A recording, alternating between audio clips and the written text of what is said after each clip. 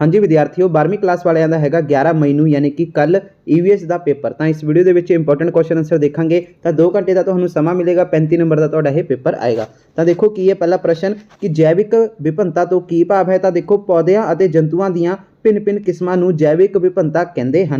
तो दूसरा प्रश्न वातावरणी प्रबंध तो की भाव है। तो देखो वातावरणी प्रबंध तो भाव है कि वातावरण की सांभ संभाल अते इस नूं बिगाड़न तो रोकना अते आउण वालियां जिहड़ियां हैगियां पीढ़ियां लई इस नूं संभाल के रखना। तो उस तो बाद की है कि जिहड़ा हैगा WHO का की उद्देश है यानी कि विश्व सेहत संगठन का की उद्देश है की ऑब्जेक्टिव है। तो देखो विश्व सेहत संगठन का मुख्य उद्देश्य संसार के लोगों की सेहत की उन्नति के नाल रोगों नूं पूरी तरह खत्म कम करन जिहड़ा हैगा करन लई काम करना उसका जिहड़ा मेन अते ऑब्जेक्टिव है। तो दोस्तों अगे की है मिश्रित खाद किस नूं आखदे हन। तो देखो मिश्रित खाद है जिहड़ी ठीक है जी वह रसायनिक खादां जिन्हां विच एक तो अधिक पोषक तत्व होण उन्हां नूं मिश्रित खादां कहते हैं। तो उस तो बाद की है कि जिहड़ा हैगा 3R का जिहड़ा सिद्धांत की है। तो देखो ठोस कूड़ा करकट नूं घटाउणा मुड़ वरतों अते पुनर्चक्र ठीक है जी पुनर्चक्र उसनूं ठीक है जी वो कहते हैं 3R का सिद्धांत उही हुंदा वा। तो उस तो बाद है कि जैविक विभिन्नता की महत्ता की है। तो दोस्तों देखो जैविक विभिन्नता या फिर जीव पुल ही धरती उत्ते ठीक है जी जीवन का आधार है। किसी खेतर विच मिलण वाली जैविक विभिन्नता ते ही उसका जिहड़ा हैगा दोस्तों आर्थिक जिहड़ा हैगा हालत ते विकास निर्भर करता है। मनुख इस जिहड़ा हैगा जैविक विभिन्नता नूं साधना वजों ठीक है वरतदा है। धरती उत्ते मिलण वाले ही ठीक है जी हर जीव ते पौधा ठीक है जी जिहड़े हैगे सीधे या फिर असीधे ते मनुख द्वारा अपनियां ही लोडां पूरीआं करन लई वरतियां जांदियां हन वरतिया जांदा है। तो उस तो बाद कि जैविक विभिन्नता नूं मनुख लई ठीक है मनुख कई तरीकों नाल वरतदा है। उस तो बाद है क्वेश्चन कि वातावरणी जिहड़ा हैगा संकट किवें पैदा हो रहा है। तो देखो मनुख द्वारा कुदरती साधना दे ज़्यादा शोषण के कारण अजिहियां गतिविधियां हुंदियां हन जिस कारण पैदा होए जहरीले पदार्थ वातावरण का प्रदूषण कर दिंदे हन।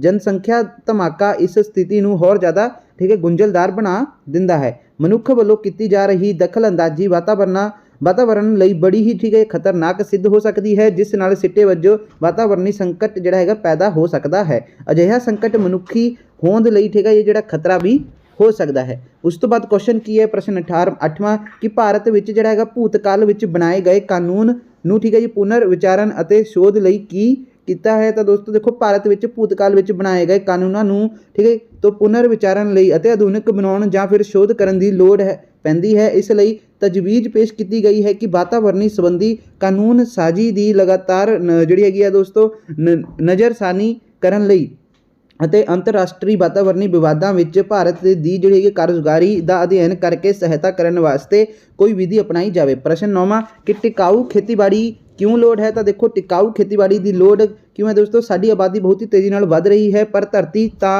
उन्ना ही है ठीक है जी ये ना वधन अते योग कुदरती साधन है। इस लई सानू अपने जिहड़े हैगे कुदरती साधनां दे ठीक है नुकसान जिहड़ा हैगा पहुँचाने बिना ठीक है भविख दीआं वधदियां जरूरतां दी पूर्ति करन लई खेती उपज नूं वधाउणा होवेगा। हवा पानी भूमि खनिज वर्गे कुदरती स्रोतां दी संभाल जिहड़ी है सांभ संभाल लई पीढ़ियां लई ही टिकाऊ खेतीबाड़ी लोड़ींदी है। जनसंख्या वाधे नूं रोकण लई किहड़े तरीके अपनाए जा सकते हैं। तो देखो जणेपा उम्र ग्रुप विच आउण वाले लोगों नूं छोटे परिवार के लाभ अते वड्डे परिवार अते आबादी विच जिहड़े हैगे वाधे दीआं हानियां तो सिक्ख्यत करन लई। ते दूसरा पॉइंट लड़कियां दे विआह दी उम्र 18 साल तो 20 साल तक करन नाल भी जनसंख्या के वाधे की दर विच कमी आ सकती है। तीसरा परिवार नियोजन के तरीके लागू करके। अगला प्रश्न की है कि प्रकृति की संभाल किमें की जा सकती है। तो देखो भारत में प्रकृति के संभाल करने की जिहड़ी परंपरा भावें बहुत ही पुराने समय तो चली आ रही है पर बहुत जिहड़े हैगे सारे जिहड़े कुदरती निवासां स्थान का शोषण इस सीमा तक हो चुका है कि यह अलोप हो सकते हैं। तो दूसरा पॉइंट कि वातावरण की सांभ संभाल लई साडा जिहड़ा हैगा सारिਆਂ ਦਾ फर्ज बनता है प्रकृति संबंधी नेक ख्याल करन वालियां नूं वातावरणी की रखवाली करन वास्ते जन अंदोलन करना चाहिए है तां जो प्रकृति विच मुड़ संतुलन पैदा किया जा सके। प्रकृति विच संतुलन पैदा करन वास्ते सानू पुनर्चक्रण जिहड़ा हैगा ठीक है जी मुड़ वरतों करन अते मुड़ भराई करन वाला रवैया अपनाउणा चाहिए है। 5वां पॉइंट की है प्रकृति की संभाल लई जिहड़ा हैगा जागरूकता विच वाधा हो रहा है। सख्त नियमां अनुसार कोई भी उद्योग वायुमंडल नूं कचरे नाल प्रदूषित नहीं कर सकता। प्रदूषण पैदा करन वाले ठीक है जी जिहड़े अपने हैगे पदार्थां की थां वो पदार्थ लै रहे हैं जिन्हां दे ਜਿਨ੍ਹਾਂ ਦੇ ਹੈਗੇ ਆ ਜੈਵਿਕ ਪਤਨ ਹੋ ਸਕਦਾ ਹੋਵੇ ਉਹਨਾਂ ਦੀ ਠੀਕ ਹੈ ਆਸਾਨੀ ਨਾਲ ਪੁਨਰ ਜਿਹੜਾ ਚੱਕਰਨ ਕੀਤਾ ਜਾ ਸਕੇ। ਪ੍ਰਸ਼ਨ 12ਵਾਂ ਕੀ ਹੈ ਕਿ ਸਾਡੇ ਸੰਵਿਧਾਨ ਵਿੱਚ ਜਿਹੜਾ ਹੈਗਾ ਵੈ ਵਾਤਾਵਰਣ ਸੰਬੰਧੀ ਜਿਹੜੇ ਕਿਹੜੇ ਮੂਲ ਸਿਧਾਂਤ ਦਰਜ ਕੀਤੇ ਹਨ। ਤਾਂ ਦੇਖੋ ਇਹਦੇ ਵਿੱਚ ਕੀ ਹੈ ਕਿ ਸਾਡੇ ਸੰਵਿਧਾਨ ਵਿੱਚ ਜਿਹੜਾ ਹੈਗਾ ਵਾਤਾਵਰਣੀ ਸੰਬੰਧੀ ਹੇਠ ਲਿਖੇ ਮੂਲ ਸਿਧਾਂਤ ਦਰਜ ਕੀਤੇ ਹੋਏ ਹਨ, ਜਿਵੇਂ ਕਿ ਭਾਰਤੀ ਸੰਵਿਧਾਨ ਦੀ ਧਾਰਾ 21 ਵਿੱਚ ਦਰਜ ਹੈ ਕਿ ਹਰੇਕ ਮਨੁੱਖ ਨੂੰ ਗੁਣਕਾਰੀ ਵਾਤਾਵਰਣ ਦੇ ਮਾਣ ਦਾ ਹੱਕ ਹੈ। ਵਾਤਾਵਰਣੀ ਸੰਬੰਧੀ ਕਾਨੂੰਨ ਨੂੰ ਲਾਗੂ ਕਰਵਾਉਣ ਦੀ ਜ਼ਿੰਮੇਵਾਰੀ ਕਾਨੂੰਨ ਨੂੰ ਸਖਤੀ ਨਾਲ ਲਾਗੂ ਕਰਵਾਉਣ ਵਾਲੀਆਂ ਏਜੰਸੀਆਂ ਦੀ। ਪ੍ਰਦੂਸ਼ਣ ਪੈਦਾ ਕਰਨ ਵਾਲੇ ਜੁਰਮਾਨਾ ਭਰੇ ਦਾ ਅਸੂਲ ਦੇਸ਼ ਦੇ ਵਾਤਾਵਰਣ ਕਾਨੂੰਨ ਦਾ ਮੁੱਢਲਾ ਆਧਾਰ ਹੈ। ਤੇ ਉਸ ਤੋਂ ਬਾਅਦ ਚੌਕਸੀਪੂਰਨ ਵਿਵਸਥਾ ਅਨੁਸਾਰ ਸਰਕਾਰ ਲਈ ਇਹ ਜ਼ਰੂਰੀ ਹੋ ਜਾਂਦਾ ਹੈ ਕਿ ਵਾਤਾਵਰਣੀ ਪ੍ਰਦੂਸ਼ਣ ਬਾਰੇ ਪੂਰਵ ਅਨੁਮਾਨ ਲਗਾਉਣਾ ਦੇ ਨਾਲ ਵਾਤਾਵਰਣ ਨੂੰ ਦੂਸ਼ਿਤ ਹੋਣ ਤੋਂ ਬਚਾਉਣ ਲਈ ਵੀ ਲੋੜੀਂਦੇ ਉਪਾਅ ਕਰੇ। ਤੇ ਰਾਜ ਸਰਕਾਰਾਂ ਅਤੇ ਸਾਰੇ ਕੁਦਰਤੀ ਸਾਧਨਾਂ ਦੇ ਟਰਸਟੀ ਹਨ। ਉਸ ਤੋਂ ਬਾਅਦ 42ਵੀਂ ਸੋਧ ਵਿੱਚ ਕੀਤੀ ਗਈ ਸੰਵਿਧਾਨਿਕ ਸੋਧ ਐਕਟ ਮੁਤਾਬਕ ਵਾਤਾਵਰਣ ਦੀ ਸੁਰੱਖਿਆ ਅਤੇ ਸੁਧਾਰ ਨੂੰ ਸੰਵਿਧਾਨ ਵਿੱਚ ਠੀਕ ਹੈ ਸੰਮਿਲਿਤ ਕੀਤਾ ਗਿਆ ਹੈ। ਧਾਰਾ 48A ਅਨੁਸਾਰ ਦੇਸ਼ ਦੇ ਵਾਤਾਵਰਣ ਦੇ ਸੁਰੱਖਣ ਦੇ ਅਤੇ ਸੁਧਾਰ ਲਈ ਅਤੇ ਜੰਗਲਾਂ ਅਤੇ ਜੰਗਲੀ ਜੀਵਨ ਦੇ ਬਚਾਓ ਲਈ ਜਿਹੜਾ ਹੈਗਾ ਪ੍ਰਾਂਤਕ ਸਰਕਾਰਾਂ ਤੋਂ ਜਿਹੜਾ ਹੈਗਾ ਕੋਸ਼ਿਸ਼ ਕਰਨਗੀਆਂ। ਤੇ ਉਸ ਤੋਂ ਬਾਅਦ ਪ੍ਰਸ਼ਨ 13ਵਾਂ ਕੀ ਹੈ ਕਿ ਰਾਜ ਪ੍ਰਦੂਸ਼ਣ ਕੰਟਰੋਲ ਬੋਰਡ ਦੇ ਕੀ ਕੰਮ ਹਨ। ਤਾਂ ਦੇਖੋ ਰਾਜ ਪ੍ਰਦੂਸ਼ਣ ਕੰਟਰੋਲ ਬੋਰਡ ਦੇ ਹੇਠ ਲਿਖੇ ਕੰਮ ਹਨ, ਜਿਵੇਂ ਕਿ ਰਾਜ ਵਿੱਚ ਪਾਣੀ ਅਤੇ ਹਵਾ ਪ੍ਰਦੂਸ਼ਣ ਦੀ ਰੋਕਥਾਮ ਅਤੇ ਠੀਕ ਹੈ ਉਹਨਾਂ ਨੂੰ ਘੱਟ ਕਰਨ ਲਈ ਜਿਹੜਾ ਹੈਗਾ ਵਿਸਤ੍ਰਿਤ ਪ੍ਰੋਗਰਾਮ ਦੀ ਯੋਜਨਾ ਤਿਆਰ ਕਰਨਾ ਤੇ ਪਾਣੀ ਅਤੇ ਹਵਾ ਦੇ ਪ੍ਰਦੂਸ਼ਣ ਨੂੰ ਘੱਟ ਕਰਨ ਨਾਲ ਸੰਬੰਧਿਤ ਮਾਮਲਿਆਂ ਸੰਬੰਧੀ ਸਰਕਾਰ ਨੂੰ ਸਲਾਹ ਦੇਣਾ। ਪਾਣੀ ਅਤੇ ਹਵਾ ਪ੍ਰਦੂਸ਼ਣ ਦੀਆਂ ਸਮੱਸਿਆਵਾਂ ਸੰਬੰਧੀ ਕੀਤੀਆਂ ਜਾ ਰਹੀਆਂ ਖੋਜਾਂ ਅਤੇ ਜਿਹੜਾ ਹੈਗਾ ਛਾਣਬੀਣ ਦਾ ਹੌਸਲਾ ਵਧਾਉਣਾ ਅਤੇ ਸੰਚਾਲਨ ਕਰਨਾ ਅਤੇ ਉਹਨਾਂ ਵਿੱਚ ਭਾਗ ਲੈਣਾ। ਤੇ ਜਿਹੜੇ ਲੋਕ ਪਾਣੀ ਅਤੇ ਹਵਾ ਪ੍ਰਦੂਸ਼ਣ ਦੇ ਘਟਾਉਣ ਨਾਲ ਸੰਬੰਧਿਤ ਕੰਮਾਂ ਨਾਲ ਜੁੜੇ ਹੋਏ ਹਨ, ਕੇਂਦਰੀ ਪ੍ਰਦੂਸ਼ਣ ਕੰਟਰੋਲ ਬੋਰਡ ਨਾਲ ਸਹਿਯੋਗ ਕਰਕੇ ਉਹਨਾਂ ਲੋਕਾਂ ਦੀ ਟ੍ਰੇਨਿੰਗ ਜਿਹੜਾ ਹੈਗਾ ਸੰਗਠਿਤ ਕਰਨਾ। ਹਾਨੀਕਾਰਕ ਨਿਕਾਸੀ ਪਦਾਰਥਾਂ ਨੂੰ ਸੋਧਣ ਵਾਲੇ ਜਿਹੜਾ ਹੈਗਾ ਪਲਾਂਟਾਂ ਦੁਆਰਾ ਕੀਤੇ ਜਾਂਦੇ ਕੰਮਾਂ ਦਾ ਨਿਰੀਖਣ ਕਰਨਾ। ਉਸ ਤੋਂ ਬਾਅਦ ਕੁਐਸਚਨ ਕੀ ਹੈ ਕਿ ਹਰੀ ਕ੍ਰਾਂਤੀ ਦੇ ਜਿਹੜੇ ਹੈਗੇ ਆ ਸਾਡੇ ਵਾਤਾਵਰਣ ਤੇ ਜਿਹੜੇ ਹੈਗੇ ਕੀ ਪ੍ਰਭਾਵ ਪਏ ਹਨ। ਤਾਂ ਦੇਖੋ ਕਿ ਖੇਤੀ ਹੇਠਾਂ ਜਿਹੜਾ ਹੈਗਾ ਵਧੇਰੇ ਖੇਤਰ ਆਉਣ ਕਰਕੇ ਸਾਡੀ ਜੈਵਿਕ ਵਿਭਿੰਨਤਾ ਨਸ਼ਟ ਹੋਈ ਹੈ। ਵਧੇਰੇ ਖਾਦਾਂ ਅਤੇ ਕੀਟਨਾਸ਼ਕ ਅਤੇ ਨਦੀਨ ਨਾਸ਼ਕਾਂ ਦੀ ਵਰਤੋਂ ਕਾਰਨ ਵਾਤਾਵਰਣ ਦੇ ਬੁਰੇ ਪ੍ਰਭਾਵ ਪਏ ਹਨ, ਜਿਸ ਨਾਲ ਸਾਡੀ ਭੌ ਅਤੇ ਪਾਣੀ ਪ੍ਰਦੂਸ਼ਿਤ ਹੋਏ ਹਨ। ਸਾਡੀਆਂ ਨਦੀਆਂ ਦਰਿਆ ਝੀਲਾਂ ਇਹਨਾਂ ਰਸਾਇਣਿਕ ਪਦਾਰਥਾਂ ਦੀ ਵਰਤੋਂ ਨਾਲ ਠੀਕ ਹੈ ਪ੍ਰਦੂਸ਼ਿਤ ਹੋਏ ਹਨ। ਰਸਾਇਣ ਪਦਾਰਥਾਂ ਦੇ ਵਧੇਰੇ ਪ੍ਰਯੋਗ ਕਰਨ ਨਾਲ ਭੂਮੀ ਵਿੱਚ ਜਿਹੜਾ ਹੈਗਾ ਖਾਰਾਪਨ ਵਧਿਆ ਹੈ ਅਤੇ ਭੂਮੀ ਖਾਰੀ ਬਣੀ ਗਈ ਹੈ। ਤੇ ਭੂਮੀ ਫਸਲਾਂ ਦੇ ਪੈਟਰਨ ਨਾਲ ਬਦਲਣ ਕਾਰਨ ਫਲੀਦਾਰ ਫਸਲਾਂ ਦੀ ਨਾਈਟ੍ਰੋਜਨ ਸਥਿਤੀਕਰਨ ਦੀ ਸਮਰੱਥਾ ਘਟ ਗਈ ਹੈ। ਇਸ ਲਈ ਹਾੜੀ ਅਤੇ ਸਾਉਣੀ ਦੀਆਂ ਫਸਲਾਂ ਦਾ ਜਿਹੜਾ ਹੈਗਾ ਝਾੜ ਵਧੇਰੇ ਲੈਣ ਲਈ ਹੈਗਾ ਠੀਕ ਹੈ ਬਣਾਉਟੀ ਖਾਦਾਂ ਦਾ ਵਧੇਰੇ ਸਮਰੱਥਾ ਜਿਹੜੀ ਹੈਗੀ ਹੈ ਦੋਸਤੋ ਵਧੇਰੇ ਪ੍ਰਯੋਗ ਕਰਨਾ ਪੈਂਦਾ ਹੈ। ਠੀਕ ਹੈ। ਉਸ ਤੋਂ ਬਾਅਦ 5ਵਾਂ ਪੁਆਇੰਟ ਕਿ ਹਰੀ ਕ੍ਰਾਂਤੀ ਵਿੱਚ ਵਧੇਰੇ ਸਿੰਚਾਈ ਕਰਨ ਨਾਲ ਇੱਕ ਜਿਹੜਾ ਹੈਗਾ ਫਸਲੀ ਖੇਤੀ ਤੋਂ ਬਹੁ ਫਸਲੀ ਕਾਰਨ ਫਸਲਾਂ ਨੂੰ ਸਾਰਾ ਸਾਲ ਸਿੰਚਾਈ ਦੀ ਜ਼ਰੂਰਤ ਰਹਿੰਦੀ ਹੈ, ਜਿਸ ਕਰਕੇ ਪਾਣੀ ਦੀ ਜਿਹੜੀ ਹੈਗੀ ਮੰਗ ਵੱਧ ਗਈ ਹੈ। ਉਚਿਤ ਨਾਲੀਆਂ ਦਾ ਨਾ ਹੋਣ ਕਾਰਨ ਵਧੇਰੇ ਸਿੰਚਾਈ ਕਾਰਨ ਸੇਮ ਦੀ ਜਿਹੜੀ ਸਮੱਸਿਆ ਪੈਦਾ ਹੋ ਗਈ ਹੈ। ਤੇ ਅਗਲਾ ਕੀ ਹੈ ਪੁਆਇੰਟ ਕਿ ਘਾਹ ਦੇ ਮੈਦਾਨ ਦਾ ਖੇਤੀ ਲਈ ਖੇਤਰ ਬਣਾਉਣ ਕਾਰਨ ਜਿਹੜਾ ਹੈਗਾ ਪ੍ਰਸਥਿਤਿਕ ਜਿਹੜਾ ਹੈਗਾ ਅਨਬੈਲੈਂਸ ਯਾਨੀ ਕਿ ਅਸੰਤੁਲਨ ਪੈਦਾ ਹੋ ਗਿਆ ਹੈ, ਕਿਉਂਕਿ ਘਾਹ ਦੇ ਮੈਦਾਨ ਕਈ ਜੰਗਲੀ ਪੌਦਿਆਂ ਤੇ ਪ੍ਰਾਣੀਆਂ ਦੀ ਜਿਹੜਾ ਹੈਗਾ ਕੁਦਰਤੀ ਨਿਵਾਸ ਸਥਾਨ ਸੀ, ਜਿਹੜੇ ਖੇਤੀਬਾੜੀ ਕਾਰਨ ਠੀਕ ਹੈ ਜੀਵਿਤ ਨਾ ਰਹਿ ਸਕੇ। ਉਸ ਤੋਂ ਬਾਅਦ ਕੁਐਸਚਨ ਕੀ ਹੈ ਜਿਹੜਾ ਹੈਗਾ ਐਗਰੋ ਫੋਰੈਸਟਰੀ ਤੋਂ ਕੀ ਭਾਵ ਹੈ। ਤਾਂ ਦੇਖੋ ਇਸ ਦਾ ਜਿਹੜੇ ਕੀ ਲਾਭ ਹਨ। ਤਾਂ ਦੇਖੋ ਐਗਰੋ ਜਿਹੜਾ ਆਪਣਾ ਫਾਰੈਸਟਰੀ ਖੇਤੀ ਫਸਲਾਂ ਦੇ ਨਾਲ ਜਿਹੜੇ ਖੇਤਾਂ ਦੇ ਜਿਹੜੇ ਹੈਗੇ ਕਿਨਾਰਿਆਂ ਸੀਮਾਵਾਂ ਤੇ ਨਿੱਜੀ ਸਰਹੱਦਾਂ ਜਿਹੜੇ ਹੈਗੇ ਸਰਹੱਦੀ ਜ਼ਮੀਨਾਂ ਤੇ ਰੁੱਖ ਲਗਾਉਣਾ ਨੂੰ ਐਗਰੋ ਜਿਹੜਾ ਹੈਗਾ ਫੋਰੈਸਟਰੀ ਕਹਿੰਦੇ ਹਨ। ਐਗਰੋ ਫੋਰੈਸਟਰੀ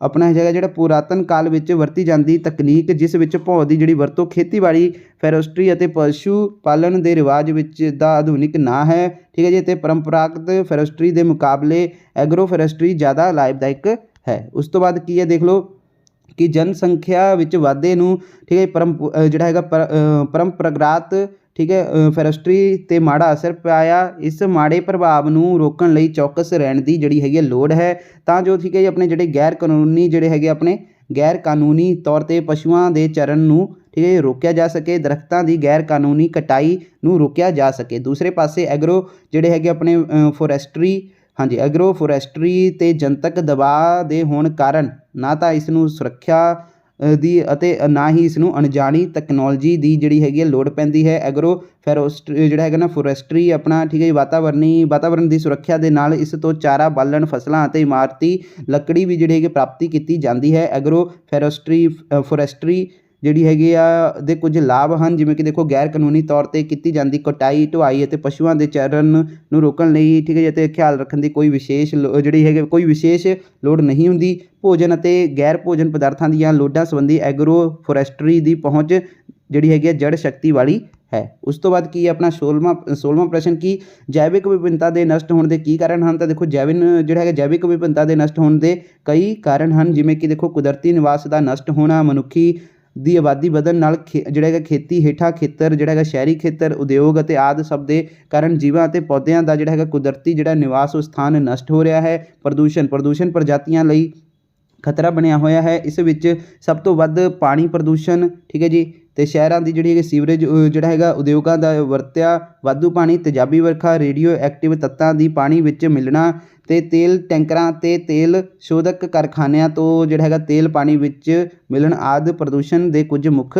ਕਾਰਨ ਹਨ, ਜੋ ਪਾਣੀ ਦੇ ਜੀਵਾਂ ਲਈ ਖਤਰਾ ਬਣ ਹੋਏ ਹਨ। ਅਤੇ ਆਪਣਾ ਅੱਗੇ ਕੀ ਹੈ ਕਿ ਜ਼ਿਆਦਾ ਹੈਗਾ ਦੋਸਤੋ ਸ਼ਿਕਾਰ ਯਾਨੀ ਕਿ ਐਕਸੈਸਿਵ ਕਿਲਿੰਗ, ਯਾਨੀ ਕਿ ਕਈ ਜੰਗਲੀ ਜੀਵ ਪ੍ਰਜਾਤੀਆਂ ਅਜਿਹੀਆਂ ਹਨ ਜਿਨ੍ਹਾਂ ਤੋਂ ਪ੍ਰਾਪਤ ਹੋਣ ਵਾਲੇ ਠੀਕ ਹੈ ਜੀ ਖੱਲਾਂ, ਦੰਦ, ਪੈਰ ਦੇ ਨੌ ਜਿਗਰ ਤੇ ਤੇਲ ਆਦਿ ਉਹਨਾਂ ਦੀ ਜਾਨ ਲਈ ਖਤਰਾ ਬਣਦੀਆਂ ਹਨ, ਕਿਉਂਕਿ ਇਹਨਾਂ ਚੀਜ਼ਾਂ ਦਾ ਅੰਤਰਰਾਸ਼ਟਰੀ ਬਾਜ਼ਾਰ ਵਿੱਚ ਬਹੁਤ ਮੁੱਲ ਪੈਂਦਾ ਹੈ। ਅਗਲਾ ਪੁਆਇੰਟ ਹੈ ਕਿ ਬਾਹਰੀ ਪ੍ਰਜਾਤੀਆਂ ਦਾ ਪ੍ਰਵੇਸ਼ ਕਈ ਵਾਰੀ ਮਨੁੱਖ ਆਰਥਿਕ ਲਾਭ ਲਈ ਕੋਈ ਪ੍ਰਜਾਤੀ ਕਿਸੇ ਖੇਤਰ ਵਿੱਚ ਲਿਆਉਂਦਾ ਹੈ, ਇਸ ਨਾਲ ਠੀਕ ਹੈ ਉਸ ਖੇਤਰ ਦੀਆਂ ਪ੍ਰਜਾਤੀਆਂ ਲਈ ਖਤਰਾ ਬਣ ਜਾਂਦਾ ਹੈ। ਪੰਜਾਬ ਅਤੇ ਪੱਛਮੀ ਭਾਰਤ ਵਿੱਚ ਸਫੈਦਾ, ਪਪੂਲਰ ਸਾਗਵਾਨ ਆਦਿ ਦਰਖਤ ਲੱਗਣ ਨਾਲ ਇੱਥੋਂ ਦੇ ਸਥਾਨਕ ਦਰਖਤ ਜਿਵੇਂ ਕਿ ਬੋਹਰ, ਪਿੱਪਲ, ਆਪਣਾ ਟਾਹਲੀ, ਨਿੰਮ, ਬੇਰ, ਕਿੱਕਰ ਆਦਿ ਘਟ ਗਏ ਹਨ। ਤੇ ਅਗਲਾ ਪੁਆਇੰਟ ਹੈ ਕਿ ਧਰਤੀ ਦੇ ਵੱਧ ਰਹੇ ਤਾਪਮਾਨ ਕਾਰਨ ਵੀ ਪ੍ਰਜਾਤੀਆਂ ਦਾ ਨਾਸ਼ ਹੋ ਰਿਹਾ ਹੈ, ਕਿਉਂਕਿ ਇਸ ਨਾਲ ਕਈ ਪ੍ਰਜਾਤੀਆਂ ਦੀ ਜਨਨ ਪ੍ਰਕਿਰਿਆ 'ਤੇ ਮਾੜਾ ਪ੍ਰਭਾਵ ਪੈਂਦਾ ਹੈ। ਅਤੇ ਅਗਲਾ ਪੁਆਇੰਟ ਖੇਤਾਂ ਵਿੱਚ ਵਰਤੀਆਂ ਜਾਣ ਵਾਲੀਆਂ ਰਸਾਇਣਿਕ ਖਾਦਾਂ, ਕੀੜੇ ਮਾਰ ਅਤੇ ਨਦੀਨ ਨਾਸ਼ਕ ਦਵਾਈਆਂ